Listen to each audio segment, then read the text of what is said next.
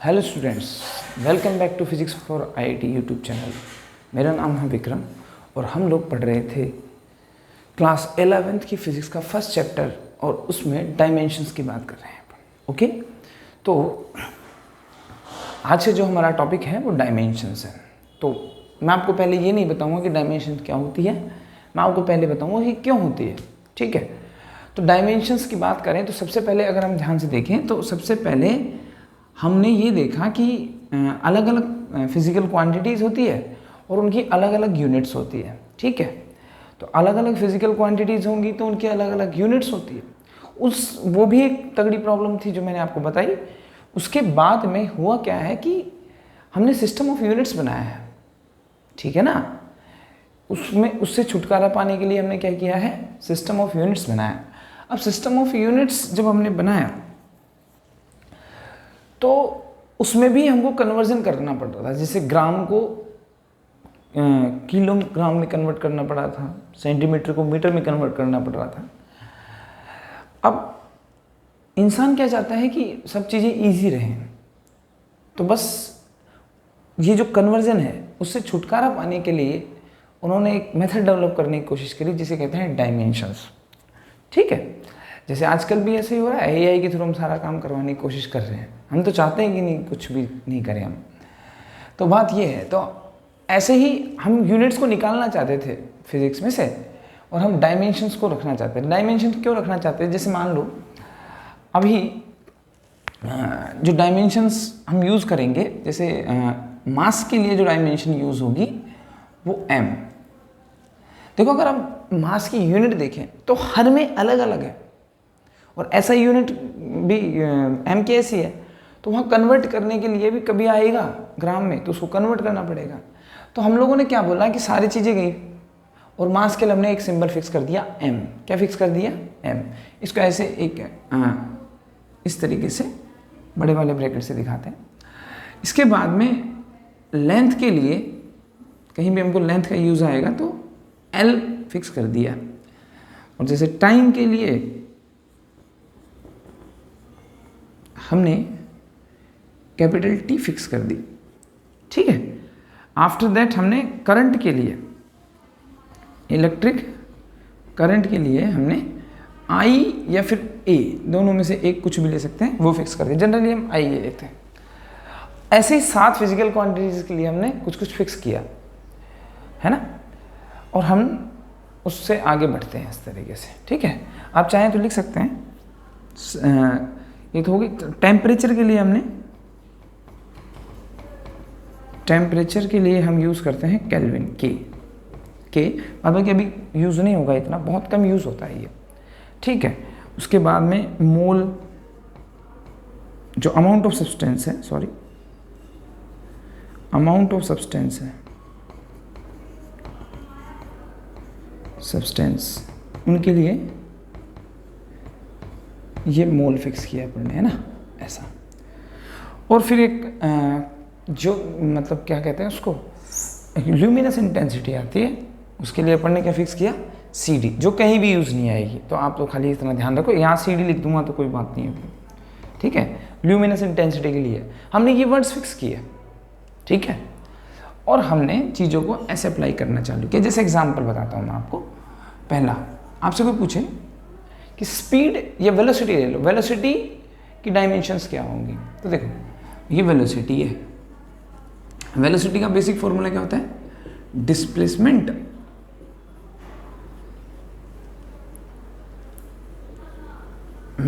Upon time, यही होता है, डिस्प्लेसमेंट अपॉन टाइम। अब ध्यान से अगर हम देखें तो displacement is nothing but length. Displacement क्या नहीं है, क्या है, लेंथ ही तो है।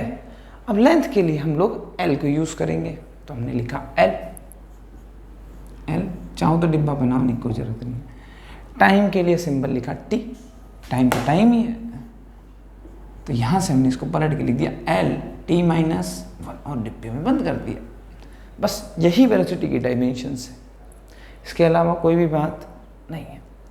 आफ्टर दैट हमने जैसे मान लो एक्सेलरेशन लें,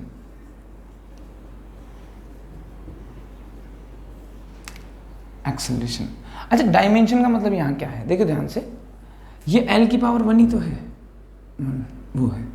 अच्छा, अगर मान लो यहाँ मास नहीं है, जनरल फॉर्मूला mLT होता है, तो अगर मान लो मास यहाँ नहीं है तो m नहीं है तो m की पावर 0 नहीं है, l है और t है, ठीक है, ऐसे लिखेंगे। अब एक्चुअल में क्या है कि डायमेंशन ये पूरा नहीं है, डायमेंशन है कि 0, 1 और -1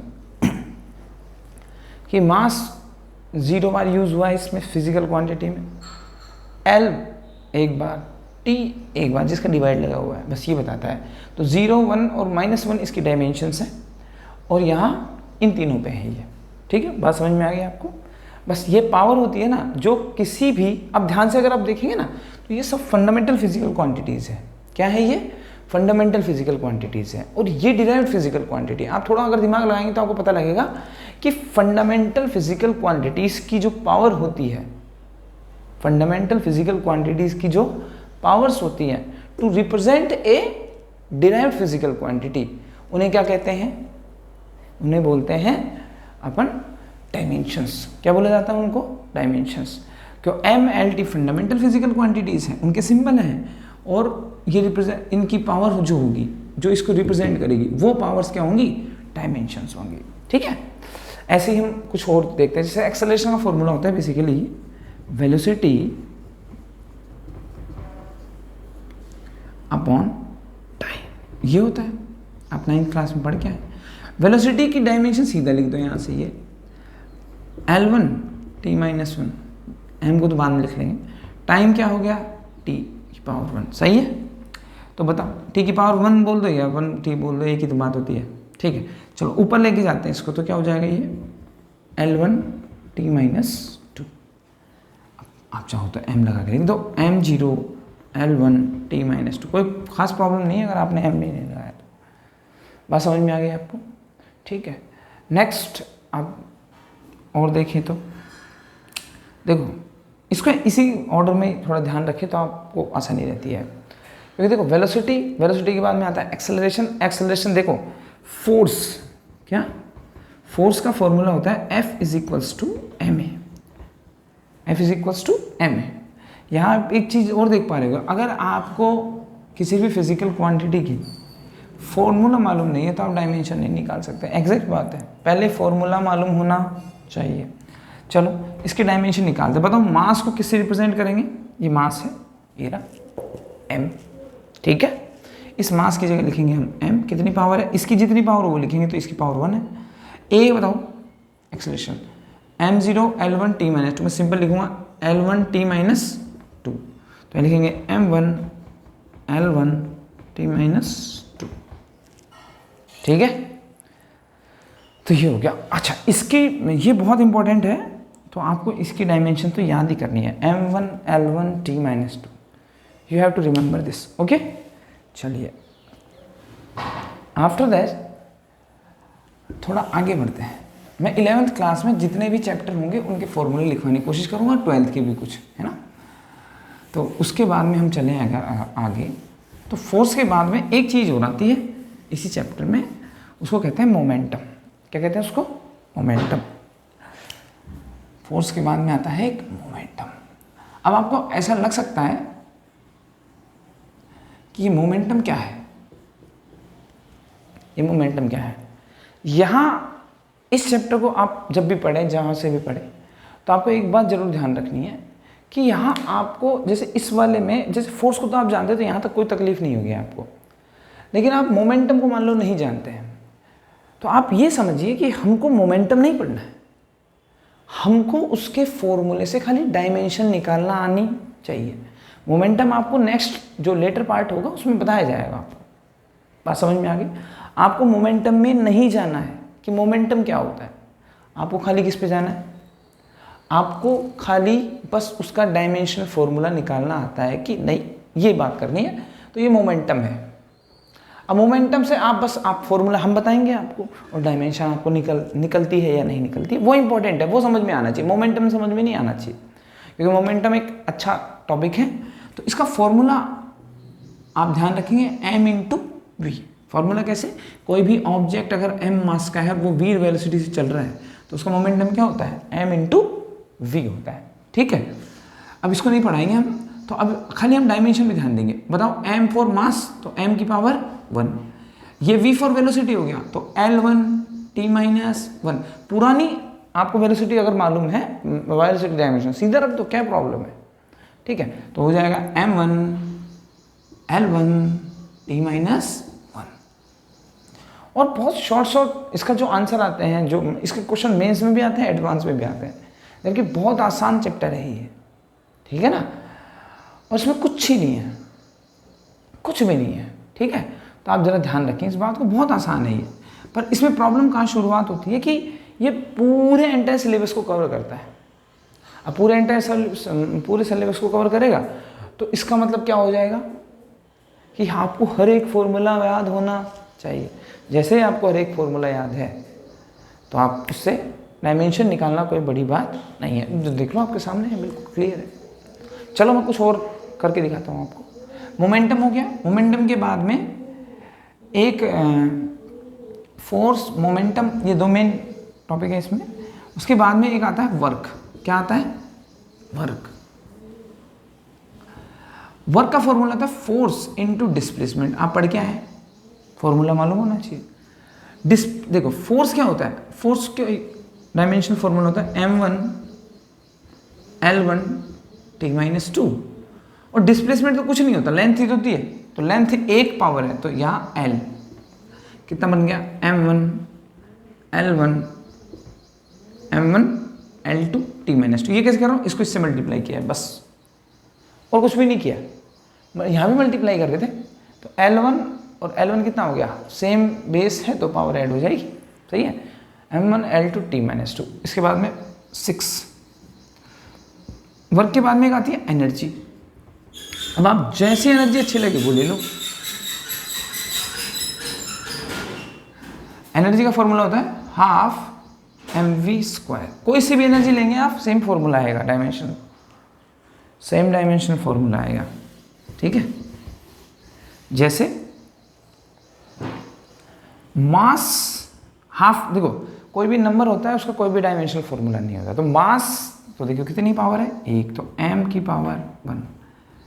इसका L1 t-1, L1 t-1 का होल स्क्वायर। देखो इसका डायमेंशन फॉर्मूला लिखा L1 t-1, और इसका पूरे का होल स्क्वायर तो मैंने होल स्क्वायर कर दिया। ठीक, चलिए अब जरा सुनो, m1, अब अंदर हो जाएगी पावर मल्टीप्लाई, L2 t-2, तो ये हो जाएगा m1 L2 t-2। ओके, एक और देखते हैं, इसे कहते हैं टॉर्क। क्या कहते हैं, टॉर्क। आपने एक चीज नोटिस करी यहां से, इसको तो हम बाद में देख लेंगे। एक चीज नोटिस करिए आपने यहां से कि दोनों का डायमेंशनल फॉर्मूला सेम ही है, m1 L2 t-2, m1 L2 t-2। Work का और एनर्जी का, कोई सी भी एनर्जी हो, पोटेंशियल एनर्जी, काइनेटिक एनर्जी, कोई सी भी हो, इंटरनल एनर्जी, कोई सी भी हो, सारी एनर्जीज का फॉर्मूला क्या होता है, यही होता है। ठीक है, कौन सा, जो वर्क का होता है, जो किसका होता है, वर्क का। जरा एक फॉर्मूला और निकालते हैं अपना ना, टॉर्क का, फिर उसके बाद में कुछ बात करेंगे अपन। जैसे टॉर्क की बात करते हैं अपन, है ना। अब आप मेरे से ये पूछ रहे हैं मत जाना कि टॉर्क क्या होता है, मैंने पहले समझा दिया आपको। टॉर्क का सिंबल होता है ऐसे। ठीक, ये जो रोटेशन वाला चैप्टर है उसका टॉपिक है ये। मैंने बोला आपको फॉर्मूला आना चाहिए। क्या आना चाहिए, फॉर्मूला। तो इसका फॉर्मूला मैं बता देता हूँ, आप डायमेंशन निकाल दीजिए। F into are. F होता है फोर्स और R होता है perpendicular distance from the fulcrum और हिंज। अब आपको यहाँ जो नोट करने वाली बात है, ये तो फोर्स है, इसमें तो कोई दिक्कत ही नहीं है। m1 L1 t-2 into R, it is the perpendicular distance from the fulcrum और द हिंज। तो परपेंडिकुलर डिस्टेंस का मतलब लेंथ है। क्या है, लेंथ। पावर कितनी है इसके ऊपर, 1, मतलब लेंथ को L लिखेंगे और पावर लगाएंगे 1। बताओ कितना हो, m1L2T-2। यहाँ बहुत ध्यान से की, क्या ध्यान से देखना है, सुनो। बताओ वर्क और एनर्जी का तो सेम है मान लिया, लेकिन इसका भी सेम है। अच्छा ये अलग फिजिकल क्वांटिटी है, ये अलग फिजिकल क्वांटिटी, ये एंटायरली अलग फिजिकल क्वांटिटी है। पर फिर भी जैसे, लेकिन ऐसा है कि जैसे वर्क की यूनिट होती है वो जूल होती है, और एनर्जी की यूनिट भी क्या होती है, जूल होती है। जूल बेसिकली होता है newton metre, newton into metre, इसको जूल बोला जाता है। ऐसा इसलिए कि अगर हमको कोई भी वर्क करना है तो हमको एनर्जी की रिक्वायरमेंट है। तो वर्क और एनर्जी एक दूसरे के साथ इंटर रिलेटेड है। क्या है, वर्क एनर्जी में कन्वर्ट होता है, फिर एनर्जी वर्क में कन्वर्ट होती है, ऐसे तो होता है। तो वर्क एनर्जी में कन्वर्टेबल है और एनर्जी वर्क में कन्वर्टेबल है, इसलिए इन दोनों के बीच में इंटर रिलेशनशिप है। तो इन दोनों का डायमेंशनल फॉर्मूला सेम है तो कोई बात नहीं, कोई समस्या नहीं है। लेकिन टॉर्क बिल्कुल अलग फिजिकल क्वांटिटी, इसकी यूनिट भी होती है न्यूटन इंटू मीटर। कैसे निकालना देखो ना, फोर्स और लेंथ, तो फोर्स की यूनिट हो गई न्यूटन, उसकी क्या हो गई मीटर, ये न्यूटन मीटर होती है। लेकिन इसको जूल नहीं बोलते हैं, याद रखना आप इस बात को, जूल नहीं बोल सकते इसको, because it is a different physical quantity. इन दोनों से तो बिल्कुल डिफरेंट है, ये तो फिर भी एक दूसरे से इंटरचेंज हो सकते हैं, लेकिन ये बिल्कुल डिफरेंट फिजिकल क्वांटिटी है।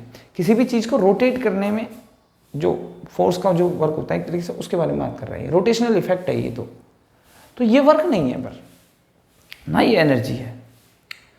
तो ये basically totally different physical quantity है। तो हम यहाँ आके ये जो डायमेंशन का जो कॉन्सेप्ट है ये थोड़ा फेल होता है कि क्या, कि सर जैसे यूनिट की बात करते हैं ना अपन, तो अलग अलग फिजिकल क्वांटिटीज़ के लिए यूनिट्स अलग अलग होंगी। जैसे इसके लिए न्यूटन मीटर है, इसके लिए न्यूटन मीटर है, ये दोनों जूल है ना, न्यूटन मीटर, ये भी न्यूटन मीटर ही है।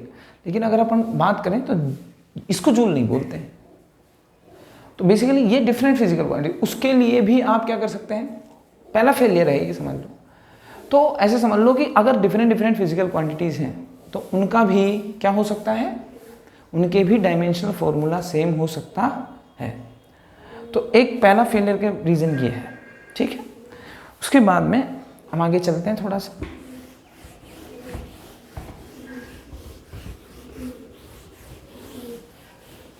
कुछ और फिजिकल क्वांटिटीज लेते हैं और उनके डायमेंशनल फॉर्मूलाज निकालने की कोशिश करते हैं। अब जैसे देखो, पावर जानते हैं आप, power P, work upon time, 9th class, work upon time, कोई सी भी power, work upon time. Work का फॉर्मूला बताइए, ये भी याद होना चाहिए, m1L2T-2। बोलो सही है, ये टाइम है, ये t की पावर 1, बोलो कितना हो गया, m1L2T, ये पावर ऊपर जाएगी ना तो -3, क्या हो जाएगी, -3 हो जाएगी, सही है। नेक्स्ट 9, और हाँ एक यूनिट और होती है स्ट्रेस। सुनो, स्ट्रेस होता है फोर्स अपॉन एरिया। ये भी नहीं सुना आपने, कोई बात नहीं है, आपका मतलब बात यही है कि आप इसको 11th के आगे के चैप्टर्स में पढ़ेंगे, लेकिन आपको फॉर्मूला मालूम है तो आप डायमेंशनल फॉर्मूला निकाल सकते हैं या नहीं, ये बात इंपॉर्टेंट है। और कोई बात इंपॉर्टेंट नहीं है इस चैप्टर में, ठीक है। तो यहाँ लिखेंगे m1L1T-2। एरिया बताओ क्या होता है, लेंथ। ऐसे जैसे कोई भी जनरल एरिया निकालेंगे तो लेंथ इंटू ब्रेथ, ये लेंथ है, ये भी डिस्टेंस है, और ये है, ये भी डिस्टेंस। बता, ये L और ये भी L, तो यहाँ क्या लिख दूँ बता, L²। तो क्या देख ध्यान से, ये कैंसिल हो जाएगा, ऐसे कैंसिल हो सकता है। तो m1, ये ऊपर जाएगा तो L की पावर -1T-2, याद रखना है, बहुत इंपॉर्टेंट है। इसके बाद में एक टर्म और आती है, वो और बता दूँ आपको मैं, स्ट्रेन। कौन सी, स्ट्रेन कुछ नहीं होता, डेल्टा L अपॉन L। ये भी लेंथ है, ये भी लेंथ। मैं फॉर्मूला बता रहा हूँ बस खाली आपको, कुछ नहीं समझा रहा हूँ।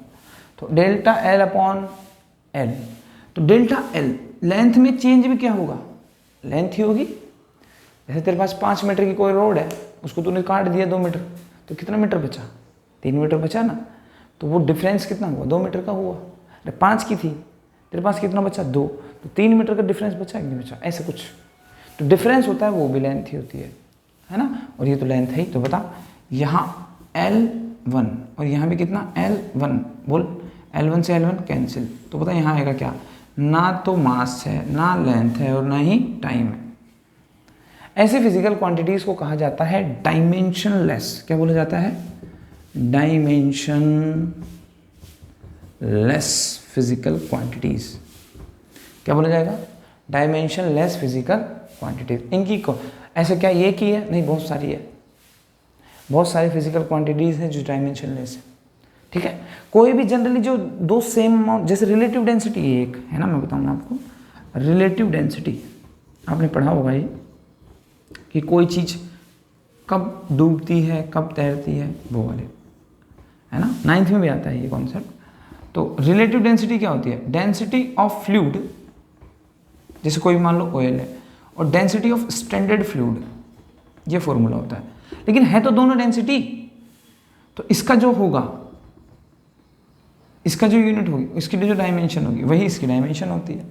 तो देख सेम चीज़ का रेशियो होगा ना, तो वो क्या होगा, m0 l0 t0। आपको लगा होगा सर ने फेंक दिया, डेंसिटी की यूनिट लिखी नहीं है, मैं बता देता हूँ थोड़ा सा अलग से साइड में। देखो, तो डेंसिटी ऑफ फ्लूइड, डेंसिटी की यूनिट देखो, डेंसिटी क्या होता है, मास पर यूनिट वॉल्यूम। अलग से निकाल के दिखा रहा हूँ मैं। तो बता, मास है ये m, तो ये हो जाएगा m, क्या हो जाएगा, वॉल्यूम है ना, वॉल्यूम लेंथ। वॉल्यूम का फॉर्मूला क्या होता है, वॉल्यूम होता है लेंथ, सॉरी कुछ भी बोल सकते हैं उसको, जैसे अपना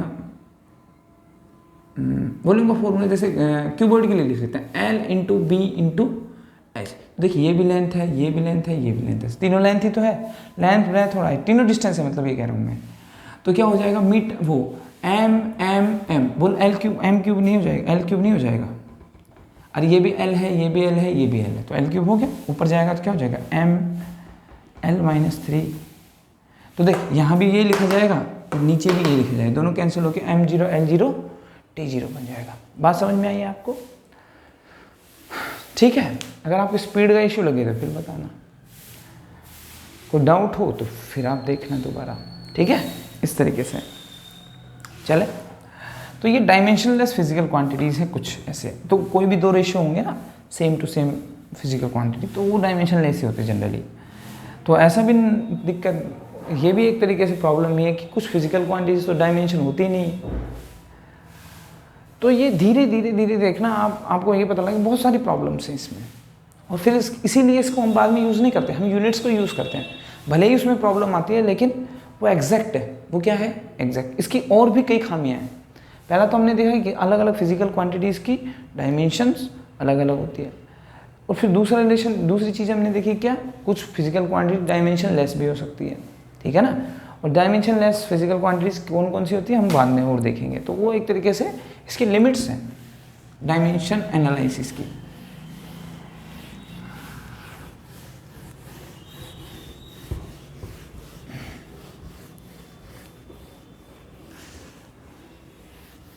ठीक है, आगे चलें। अब कुछ फॉर्मूले और हैं, जैसे 12th क्लास के कुछ फॉर्मूले लेते हैं ना। किसके लेते हैं, 12th क्लास के कुछ फॉर्मूले लेते हैं। तो शुरुआत करते हैं चार्ज से। किससे करते हैं, चार्ज से। चार्ज जानते हैं आप, Q सुना है, हाँ 10th क्लास में आता है फॉर्मूला। बेसिकली करंट का फॉर्मूला आता है हमारे पास, Q/T, the rate of flow of charge. The rate of flow of charge is called current. तो यहाँ से Q निकालना चाहे तो I इंटू T नहीं लिख सकता हूँ मैं, लिख सकता हूँ, क्या दिक्कत है। देख Q is equals to I into T, where I is the current. I क्या है, करंट है, और T टाइम है। तो देखो इसमें, देखो इसको, ये टाइम है, तो इसका क्या हो जाएगा T, और करंट का क्या हो जाएगा, आई लिख दो या ए लिख दो, जनरली आई लिखते हैं। तो इसका डायमेंशन फॉर्मूला हो जाएगा A1T1। यहाँ पावर देख लो कि कितनी पावर है, तो पावर एक है, तो हमने लिखा क्या A1T1। क्या लिखा A1T1। अब आप चाहो तो M0 L0 लिख सकते हैं और T1 A1 लिख सकते हैं। इसको ऐसे भी लिख देते हैं, देखो M0 L0 T1 A1 ऐसे भी लिखते हैं। बाद में इसका कोई इंपॉर्टेंस नहीं लिखेंगे तो कोई प्रॉब्लम नहीं है। नेक्स्ट, यहाँ से ये 12th क्लास के कुछ फॉर्मूलाज हैं, यहाँ से हमको कुछ और फॉर्मूलाज बनाएंगे, ठीक है ना। अब जैसे इसके बाद में हम एक बेसिक फॉर्मूला था पोटेंशियल का, किसका, पोटेंशियल का है ना। तो पोटेंशियल का जो फॉर्मूला होता है ना, बेसिकली पोटेंशियल डिफरेंस का, वो इस तरीके से होता है। ये फॉर्मूला देखा होगा आपने, WAB/QS।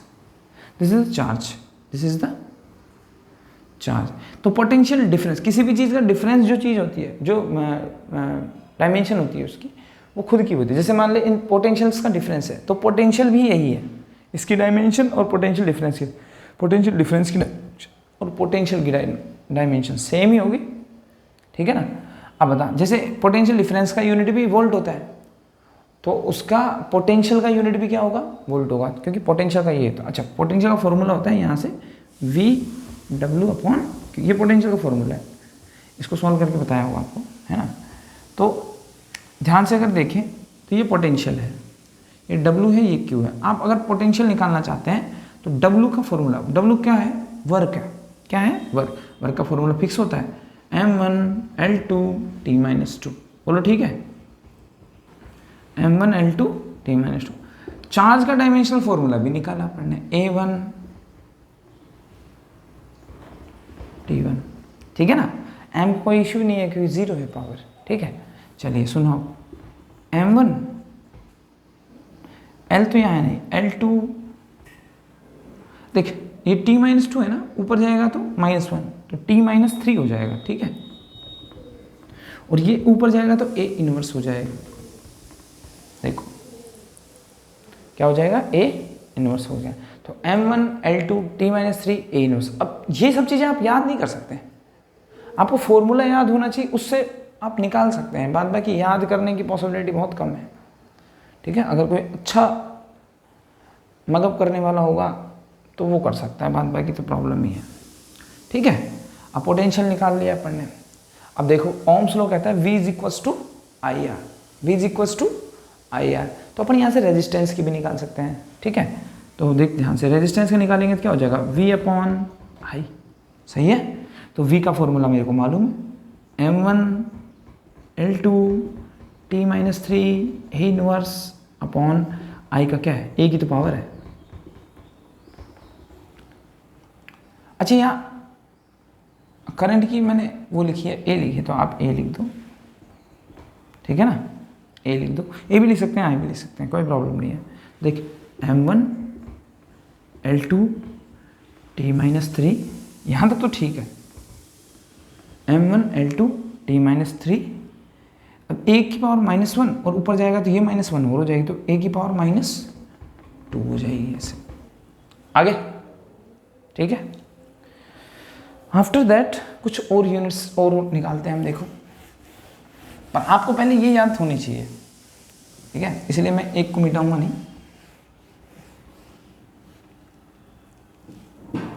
उसके बाद में लेट दिस इज 4। और क्या चाहते हैं बताइए आप, रेजिस्टेंस का निकाल लिया, आप रेजिस्टिविटी की निकाल लो। रेजिस्टिविटी का निकालने के लिए फॉर्मूला मालूम होना चाहिए, ये इसका निकालना है ना। तो देखो रेजिस्टिविटी है ये, तो R/A/L। अब देखो R का मालूम है आपको, R का मालूम है, R का ये रहा, तो लिखो M1L2T-3 A-2, ये हो जाएगा L²। एरिया है ना, एरिया क्या होगा, लेंथ इंटू ब्रेथ है ना, तो L इंटू L हो जाएगा क्या, L²। ये लेंथ है, ये हो जाएगा L। बोल L से L एक पावर बची, बोलो कितना हो गया, M1L2 t-3 a-2। बोलो सही है? कुछ गड़बड़ कर दी क्या पढ़ने? L3 आएगा ना, पावर भी तो मल्टीप्लाई होगी, m1 ये दोनों पावर ऐड होगी तो L3 और ये t-3 a-। ठीक है, चलिए तो ये हो गया। तो रो का निकालना था, ये रेजिस्टिविटी है ना, ये ध्यान रखना, अपन रेजिस्टिविटी की निकालें, रेजिस्टिविटी। ओके, ये हो गया। उसके बाद में और भी काफ़ी कुछ निकाल सकते हैं अपन। इसके बाद में मैग्नेटिज्म के कुछ फॉर्मूले आते हैं तो वो निकाल सकते हैं अपन। निकाल के दिखाओ। एक मैग्नेटिक फील्ड होता है, उसका फॉर्मूला आपको आना चाहिए, है ना। पर वो नहीं, एक तरीके से समझ लो आप, थोड़ा सा अजीब सा लगेगा आपको। मैग्नेटिक फील्ड होता है ना। तो मैं फॉर्मूला बता देता हूँ, μ0I/2R। आपके ऊपर से जाएगा, लेकिन बता देता हूँ। ये कहता है कोई सर्कुलर लूप है, उसमें करंट फ्लो कर रही है। क्या फ्लो कर रही है? तो इस करंट की वजह से आई, देखो ये रहा, अच्छा इसकी रेडियस क्या है? R है, समझ, ठीक है। तो एक सर्कुलर लूप है, एक सर्कुलर लूप है जिसमें करंट फ्लो कर रही है, जिसकी रेडियस क्या है? R है। तो उसके सेंटर पे मैग्नेटिक फील्ड कितना होगा, उसका फॉर्मूला है। अब मैं बता देता हूँ आपको, यहाँ से मेन प्रॉब्लम इसकी है, बाद बाकी ठीक है। इसको कहते हैं मैग्नेटिक परमेबिलिटी, ठीक है। इसका डायमेंशनल फॉर्मूला पहले आपको आना चाहिए अगर मैग्नेटिक फील्ड का आता है तो, ठीक है। ठीक है, सुनो तो फिर। इसका जो फॉर्मूला होता है वो होता है टेस्ला मीटर पर एम्पियर, ठीक है ना। तो टेस्ला इसकी यूनिट होती है। अब सब चीज़ें निकालनी पड़ेगी, ये तो प्रॉब्लम है इसमें, है ना, सारी चीज़ें निकालनी पड़ेगी।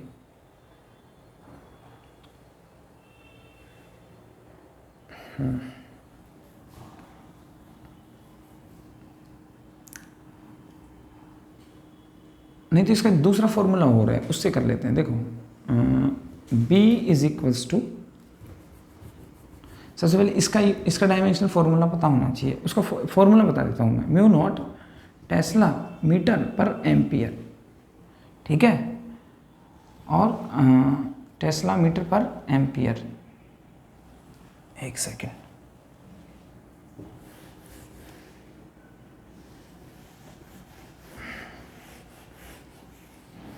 इसको रहने देता हूँ।